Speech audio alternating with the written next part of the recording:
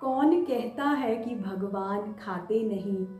कौन कहता है कि भगवान खाते नहीं, तुम शबरी के जैसे खिलाते नहीं। Hello everyone, welcome to my YouTube channel. आज मैं आप सभी के साथ शबरी जी की लाइफ स्टोरी शेयर करने जा रही हूँ। ग्रंथों में शबरी जी का जो असली नाम है वो तो कहीं पे भी मेंशन नहीं है। उनका नाम तो शबरी इसलिए पड़ा कि उनका जन्म एक शबर कुल में हुआ था और उनका नाम इस वजह से शबरी पड़ा। शबरी जी के जो फादर थे वो भीलों के राजा थे और जब वो 16 साल की हुई तो उनकी फैमिली ने उनकी शादी फिक्स कर दी। और शादी से एक दिन पहले जब उनकी हल्दी की सेरेमनी हो रही थी तो वहाँ पे उनके फैमिली वालों ने बहुत ज़्यादा एनिमल्स को बुला रखा था। और वो देख के जो है वो शबरी जी थोड़ा सा हैरान होती है कि इतने ज़्यादा जानवर जो हैं आज मेरे घर पे क्या कर रहे हैं। तो उन्होंने अपनी मदर से पूछा कि आज इतने ज़्यादा जानवर यहाँ पे क्यों आए हैं। तो उनकी मदर बोलती है कि कल तुम्हारी शादी है और लड़के वालों को यही तो खाना खिलाया जाएगा। तो ये सोच के वो बहुत ज़्यादा परेशान होती हैं, पूरी रात यही सोचती रहती हैं और एंड में वो क्या करती हैं कि उन सारे पशुओं को खोल देती हैं और उनको भगा देती हैं। फिर उनके दिमाग में ये चीज़ आती है कि मेरे फादर तो कल फिर से कोई, क्योंकि मेरी शादी है तो कल और जानवर ले आएंगे तो उनका मेरी वजह से फिर उनकी डेथ होगी। तो उनको कहीं से दिल में ये चीज़ आती है, दिमाग में ये बात आती है कि मेरी वजह से इतने जो जानवर हैं वो नहीं मरने चाहिए। तो वो सोचती हैं कि मैं क्यों ना अपने घर से ही भाग जाऊं, अगर मैं शादी ही नहीं करूंगी तो इतने जानवरों का मेरी वजह से मरना ही नहीं हो पाएगा। तो वो घर से भाग जाती हैं और भागते भागते वो किसी जंगल में पहुंचती हैं और जंगल के पास वहाँ पे एक नदी के पास जो है वो जब जाती हैं तो वहाँ पे बहुत ज़्यादा साधु संतों के जो छोटी छोटी कुटिया बनी होती हैं और बहुत से साधु संत जो हैं वहाँ पे बैठ के तपस्या कर रहे होते हैं। तो वो सोचती है कि मुझे भी तो कहीं रुकना ही है तो क्यों ना मैं यहीं रुक जाऊं। और इस तरह से शबरी जी जो है वहीं छुप के रहने लग जाती हैं, क्योंकि उनको पता होता है कि वो एक भीलों की बेटी है तो कोई भी जो है उनकी सेवा नहीं लेना चाहेगा। उनका बहुत दिल करता था कि वहाँ पे जितने भी साधु संत हैं वो उनकी सेवा करें, लेकिन उनको पता था कि क्योंकि वो लड़की भी हैं, दूसरा वो एक छोटी कास्ट को बिलोंग करती हैं, तो कोई भी उनकी सेवा जो है वो एक्सेप्ट नहीं करेगा। तो वो क्या करती थी कि रात को 12 बजे जब सारे संत सो जाते थे तो वो 12 बजे जो है वो अपनी कुटिया से निकलती थी और पूरी रात जो है वो इस तरह की सेवा करती थी जो कि कोई भी करना पसंद नहीं करता। वो पूरा रास्ता साफ करती थी, जहाँ पे सारे साधु संत जो फ्रेश होते थे वो जगह साफ करती थी, उनके लिए लकड़ियाँ इकट्ठी करके रख देती थी। और इस तरह से जो है वो जब सुबह 4 बजे से पहले पहले वो छुप जाती थी और किसी ने भी ये चीज़ को ध्यान में नहीं दिया कि कौन इतना काम कर जाता है। लेकिन वहाँ पे एक मतंग नाम के ऋषि थे जिनको बहुत ज़्यादा ये लगा कि कौन है जो कि इस तरह की सेवा करता है और वो भी छुप के करता है। तो एक दिन जो है वो अपने शिष्यों को बोलते हैं कि हमें पता तो करना चाहिए कि ये है कौन जो कि इतनी सेवा कर देता है और हमारे सामने भी नहीं आता। लोग तो सेवा करके बताना चाहते हैं कि हमने सेवा करी है।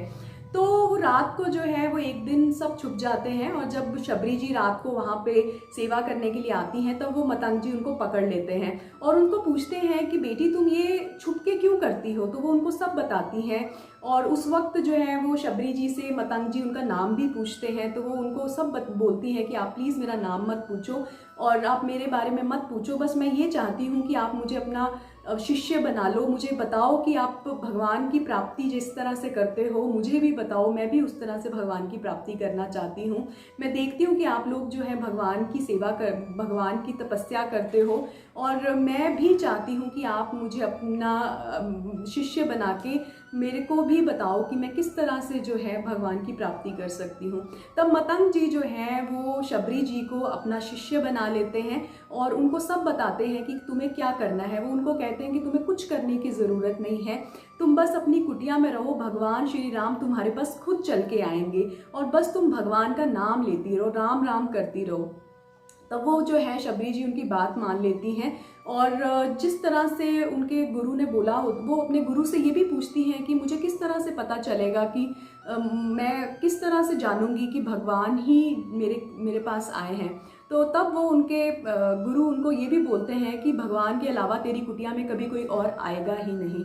और उसके थोड़े ही टाइम के बाद जो है वो मतंग जी जो है वो उनकी डेथ हो जाती है और तब जो है शबरी जी उन्हीं की कुटिया में रहती हैं और वहीं सेवा करती हैं और वो अपनी गुरु की बात को इस तरह से अपने हृदय में बसा लेती हैं कि उनको लगता है कि मेरे गुरु जब बोल के गए हैं कि भगवान आएंगे तो भगवान तो आज भी आ सकते हैं। तो वो उस दिन से लेके जो है वो भगवान के लिए जो है वो हर चीज़ करने लग जाती हैं। भगवान के लिए जो है वो फ्रूट लेके आना शुरू कर देती हैं, उनके लिए रास्ता साफ करती हैं, उनके रास्ते में फूल बिछाती हैं और इस तरह से करते करते जो है वो 10 साल हो जाते हैं। क्योंकि ये जो मैं स्टोरी आपको सुना रही हूँ शबरी जी, ये त्रेता युग की है और त्रेता युग में जो एज होती है वो बहुत ज़्यादा थी। तो 10,000 साल जब शबरी जी बहुत बूढ़ी हो जाती हैं, उनसे अच्छे से चला भी नहीं जाता, लेकिन उनके दिल में जो है एक्साइटमेंट रोज़ 10 सालों तक उनके रोज़ एक्साइटमेंट होती है कि भगवान आ जाएंगे आ जाएंगे, क्योंकि मेरे गुरु ने बोला है कि भगवान तेरे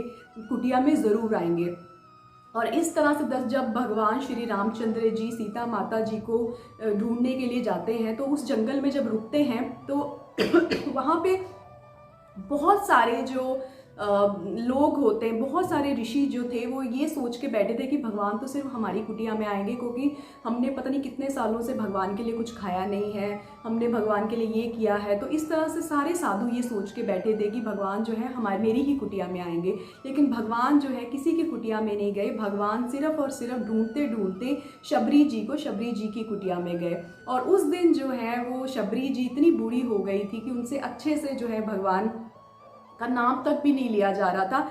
लेकिन भगवान जो थे वो उनके लिए रो रहे थे और शबरी जी जो थी भगवान को अपने हाथों से उन्होंने जो है वो मीठे मीठे बेर खिलाए।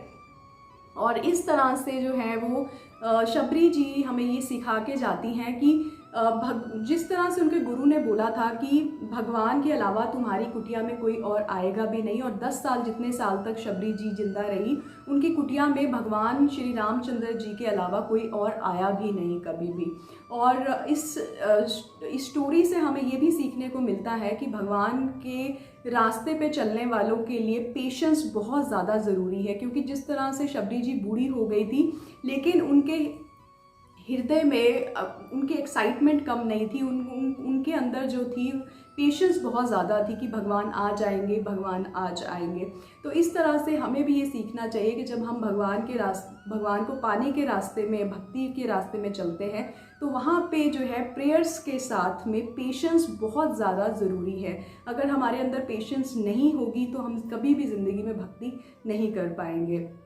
और जिस तरह से भगवान के लिए हर इंसान, भगवान की नज़रों में हर एक इंसान चाहे वो छोटा बड़ा वो इक्वल है, तो हमें भी ये चीज़ जो है वो अपनी लाइफ में लेके आनी चाहिए कि हमें भी अपनी लाइफ में हर एक इंसान को इक्वल ट्रीट करना चाहिए, चाहे उसकी कास्ट बड़ी है छोटी है, चाहे वो अमीर है या गरीब है।